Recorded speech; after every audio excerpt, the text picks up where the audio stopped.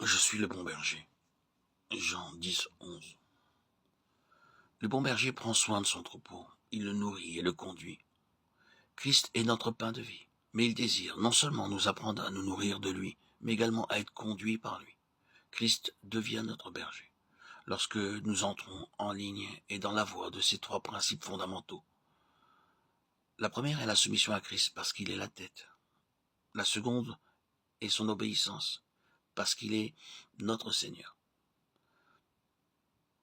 Et enfin la troisième est notre dépendance à Christ parce qu'il est notre vie. Notre grand privilège est d'être conduit par lui.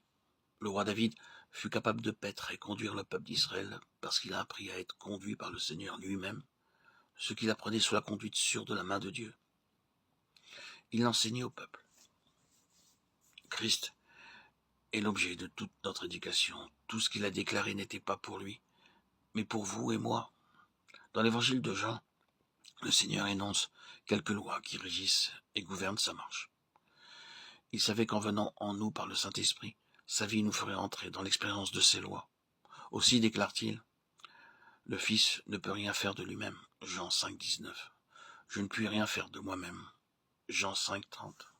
Ceci montre son absolue dépendance et obéissance au Père.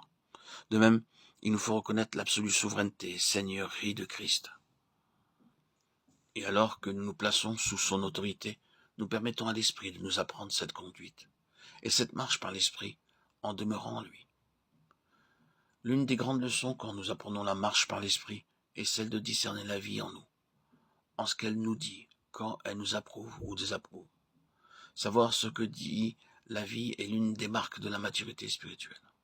Si le Seigneur est dans une chose considérée, la vie suscitera de l'ouverture dans notre esprit. Nous enregistrerons un sens de vie. Nous serons approuvés, une liberté grandissante pour cette chose, une assurance, une certitude nous seront données par la vie. Un sens de complète approbation attestera que c'est la pensée de Dieu, et par le Saint-Esprit, le témoignage sera en nous, pour affirmer que c'est la volonté de Dieu. C'est là un aspect de l'expérience de sa vie, quand Christ est notre berger. Il nous conduit de son cœur intègre et de ses mains intelligentes. Psaume 118, 72. Car la pensée de la chair, c'est la mort, mais la pensée de l'esprit de vie et paix. Romains 8, 6. Le Seigneur déclare encore, je suis la résurrection et la vie. Jean 11, 25. C'est une autre déclaration. Quand Jésus ressuscita à Lazare, celui-ci était mort depuis 4 jours. Ceci montre de façon évidente que la résurrection est le moyen de Dieu, quand toutes les ressources des hommes et de la science sont épuisées.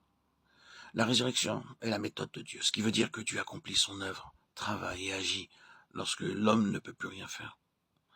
Ce n'est qu'en nous livrant à lui, en permettant à l'esprit de maintenir l'homme naturel crucifié, que sa vie de résurrection réalise le plan de Dieu. En devenant participant de Christ, il nous apprend que sa méthode pour réaliser son œuvre est un processus de mort et de résurrection. Nous devons mourir à nos plans, nos conceptions, nos pensées, et lui laisser le soin d'accomplir ses plans. Il le fera par la puissance de sa vie de résurrection.